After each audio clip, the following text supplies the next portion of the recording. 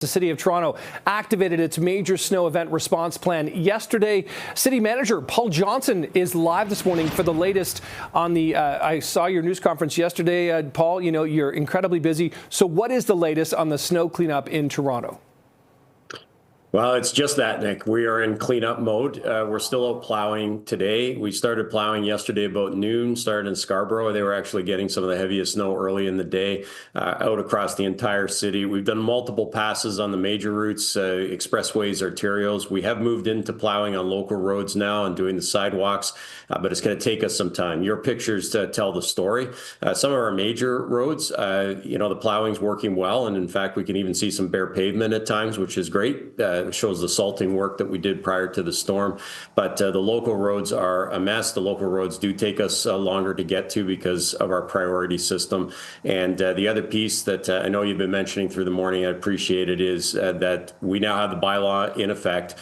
Do not park on any of our snow routes. It's meant to allow us to clear those for transit use. It's meant to allow us to clear those areas where parking can be a problem that narrows the road. So avoid those desires to park on some of those streets, because we will be ticketing and towing if we need to keep Toronto moving. No doubt. The other issue, Paul, and we've discussed this with a couple of different people, Sergeant Kerry Schmidt from OPP, for example, is these snowbanks and all the snow, particularly on the side of the road, side of the highways, etc.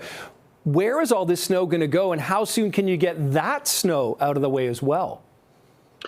Realistically, we're going to have to begin our removal operations probably tomorrow and into Wednesday. Today will be a plowing day to make sure we get there. We will start to remove, maybe some priority areas around transit stops, but that's light amounts of snow. We do have to remove snow in lots of areas. We do have storage areas available. There's 5 of them across the city.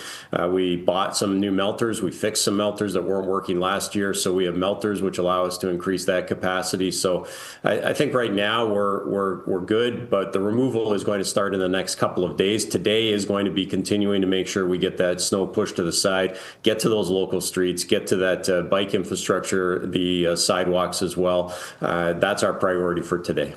Yeah, I can understand that. We've also heard, Paul, from the TTC, plenty of cancellations, delays, moving stops, et cetera, like that. What can the city do, or is there any advice the city gives, or is it just basically listen to the TTC and Metrolinx and sort of CP24? Is that really it, or is it just like go at your own, pace?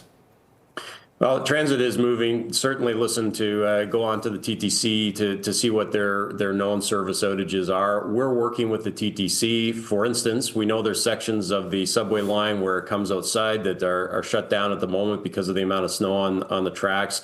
So we're working with the TTC to make sure that those routes for their shuttle buses are nice and clear. Yonge Street, for instance, Bloor and Danforth, pieces like that. So we're doing our coordination work with there. We're sending out crews where it's really bad in some of the streets, car stops to clear the way so people don't have to try and mountain climb over a mountain of snow. We're going to carve some pathways through so people can get to the doors and get onto the streetcar. So that's how we're coordinating for today as we really clean up from this pretty historic snowfall. And then we'll start to make sure that those stops are fully clear. And I expect the TTC, as the day goes on, we've now seen the snow kind of stop, and they'll be able to clear their tracks more and more. And I assume the system will come back on little by little. I'll just say today, it's going to be slow, whether you're walking, cycling, driving, or taking transit. So give yourself an extra bit of time. Paul, remind us of the obligations for property owners, homeowners, or whoever's, a tenant in a property in terms of snow clearing on sidewalks. Courtney was showing it, they basically come into these V's and it's really room for like maybe 2 boots and that's about it.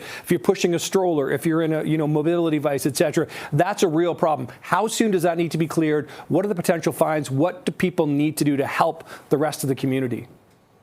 Well, the city will be by 7,900 kilometers of sidewalks, so we'll be by to do it. I mean, help us out. Clear your sidewalk. Do it as soon as you can. I mean, obviously be safe, but the sooner we get at it, the less it's going to be tamped down as well.